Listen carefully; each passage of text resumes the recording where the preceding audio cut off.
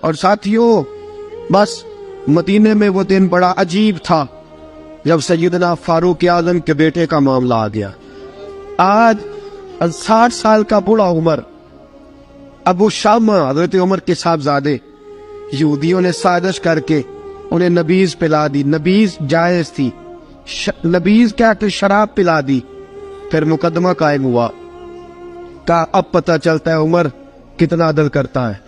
سیدنا فاروق اعظم کے پاس گواہ آئے، صاحبزادہ اندر کھانا کھا رہا تھا، فاروق اعظم نے گریبان سے پکڑا، کھینچ کے لائے، فرمایا ابو شامہ چل، تو نے شراب پی ہے، تجھے کوڑے مارے جائیں گے، تیرے لیے 100 یا 80 کوڑوں کی سزا تیاری کر لے۔ ابو شامہ کہتے ہیں کہ ابا جی انہوں نے نبیذ کہی تھی، شراب پلا دی۔ فرمایا تو نے پی کیوں؟ تو نے پی کیوں؟ بڑے بزم میں بار شیر مسجد نبوی کا فاروق اعظم، اولاد تو بزدل کر دیتی ہے نا بندے کو، اولاد تو کمزور کر دیتی ہے۔ آج مدینے نے عجیب ماجرا دیکھا، حضرت فاروق اعظم کی زوجہ روتی ہوئی آئی، کہنے لگی حضرت جی میرا لخت جگر ہے، ایک کوڑے کے بدلے پیدل حج کروں گی، ایک کوڑے کے بدلے صدقہ اور خیرات کروں گی، میرا بیٹا غلطی کر بیٹھا ہے، یہ کام نہ کرے۔ آپ نے فرمایا تو مجھے کہتی ہے میں یہ کام نہ کروں، تیرے حج اور تیرے کوڑے کیا کرتے، تیرے حج اور صدقے کیا کرتے ہیں؟ کوڑے لگانا میرے مصطفیٰ کی شریعت کا قانون ہے۔ تو بیٹے کی بات کرتی ہے، عمر کا اپنا معاملہ بھی ہوتا تو عمر یہی سلوک کرتا۔ لوگوں نے کہا حضرت جی آپ تھوڑی دیر، ابھی ان کی والدہ پریشان ہے، گھر میں پریشانی ہے، ذرا ٹھہر جائے، کل پرسوں ترسوں سزا دے لیجیے گا۔ فرمایا تمہیں یاد نہیں جب مدینے کی ایک بی بی نے چوری کر لی تھی اور میرے مصطفیٰ کی بارگاہ میں کہا گیا تھا حضور ذرا ٹھہر جائے، سزا نہ دے، تو حضور نے فرمایا تھا اگر فاطمہ بھی چوری کرتی تو ہاتھ کاٹ دیتا۔ تمہیں یاد نہیں نظر مصطفیٰ کے ٹکڑے کھانے والا ہوں، میں کیوں دیر کروں؟ اس نے گناہ کرنے میں دیر کی ہے جو سزا میں دیر کروں، برساؤ کوڑے۔ حضرت افلا نامی غلام، حضرت جی آپ کا لخت جگر ہے۔ فرمایا لخت جگر نہ دیکھ، مصطفیٰ کا قانون دیکھ، میرا بیٹا نہ دیکھ، مصطفیٰ کے قانون کا قیام ضروری ہے۔ اگر علی بیٹے کی قربانی دے سکتا ہے، اگر لوگ فاطمہ کے بیٹے کی قربانی یاد رکھیں گے تو تاریخ کبھی بھی عمر کے بیٹے کی قربانی نہیں بھولے گی۔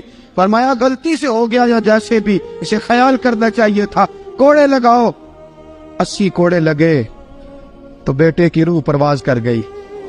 جب جوان بیٹا کسی کا، کوثر نیازی نے کہا تھا باپ کا جنازہ اٹھانا بڑا آسان پر بیٹوں کے جنازے اٹھانے بڑے مشکل ہیں۔ جب فاروق اعظم کا بیٹے کا انتقال ہوا، بیٹے نے آنکھیں کھولی، باپ کی طرف دیکھا تو سیدنا فاروق اعظم عدل و انصاف کا 2 آنسو آنکھوں میں آئے، کہ بیٹا حضور سے جا کے کہنا کہ عمر نے بیٹا نہیں دیکھا، آقا تیرا قانون دیکھ، جا کے حضور سے میرا پیغام دینا۔ حضرت ابو شامہ رضی اللہ تعالیٰ عنہ وصال کر گئے۔ تاریخ کیسے کیسے منظر ازالت الخلفاء شاہ ولی اللہ کی بطور والا پیش کر رہا ہوں۔ حضرت ابو شامہ کا وصال ہو گیا، 20 کوڑے باقی تھے۔ لوگوں نے حضرت جی آپ کیا کرنا ہے؟ فرمایا اس کا جنازہ پڑھو، اسے قبر میں دفن کرو، باقی 20 کوڑے اس کی قبر پہ مارو، اس کی قبر پہ 20 کوڑے مارو۔ کا حضرت جی ایسا بھی ہوتا ہے؟ فرمایا اس لیے ایسا ہوتا ہے کہ یہ میرے مصطفیٰ کا قانون ہے، میری اولاد کا معاملہ ہے تو میں درگزر کروں۔ فرمایا مارو کوڑے۔ حضرت سیدنا حذیفہ بن یمان فرماتے فاروق اعظم بیٹے کی قبر پہ کھڑے تھے، داڑھی آنسوؤں سے بھری ہوئی تھی۔ میں دوڑا ہوا آیا، میں نے کہا عمر نہ رو، آج خواب رات تیرے بیٹے کا جنازہ تھا، جنازہ پڑھ کے سویا ہوں تو خواب میں مجھے رسول پاک کی زیارت نصیب ہوئی ہے۔ نبی پاک خواب میں تھے تو 2 سبز غلے تیرے بیٹے کو پہنا رکھے تھے اور رسول پاک کی بغل میں کھڑا تھا۔ حضور نے فرمایا عمر کو جا کے کہنا کہ تو نے بیٹا پاک کر کے بھیجا تھا، اللہ نے جنت کے سارے دروازے کھول دیے ہیں۔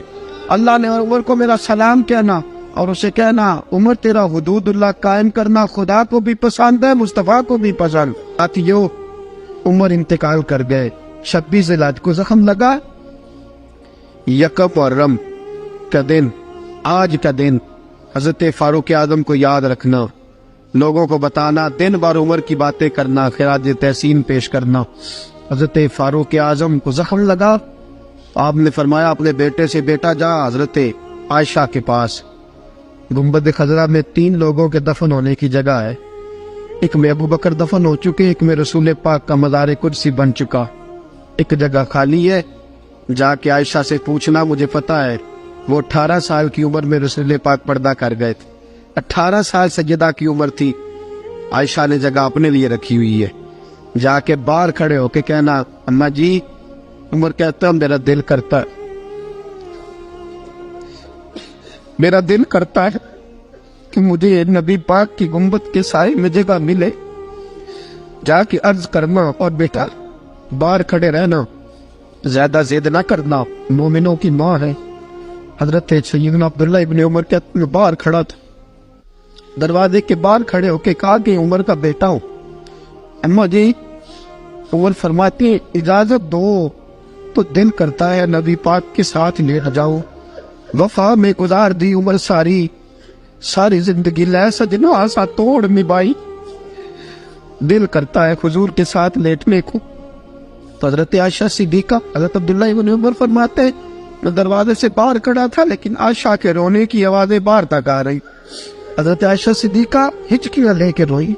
सैयदा आयशा ने फरमाया, उमर से जाके कहना, उमर कोई कब्र की जगह किसी को नहीं देता, लेकिन उमर तूने वफा की तारीख बनाई है, उमर तूने कमाल कर दी है, उमर तूने हद कर दी है।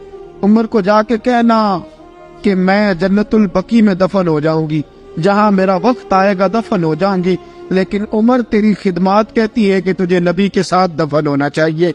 सैयदना अब्दुल्ला इब्ने उमर फरमाते हैं कि जब दफन होने के तानी पर सहेलियां रंगा रंग खड़े, तरे औसदा जानिए जिसदा तोड़ चढ़े। फरमाते आया, उमर को आके बताया, पेशानी खून से भरी हुई। उमर ने सजदे में रख दी, रो के कहा, आज मेरी तोड़ निभ गई है। हजरत फारूक आज़म मुस्तफा के साथ लेट गए। मेरे नबी ने फरमाया, उमर मैं तुझे अपने पड़ोस में दफन कर रहा हूँ, तूने अगर राह वफा में बेटे तक कुर्बान कर दिए है ना, तो कयामत तक जो मुझे सलाम करने आएगा तुझे भी सलाम करके जाएगा।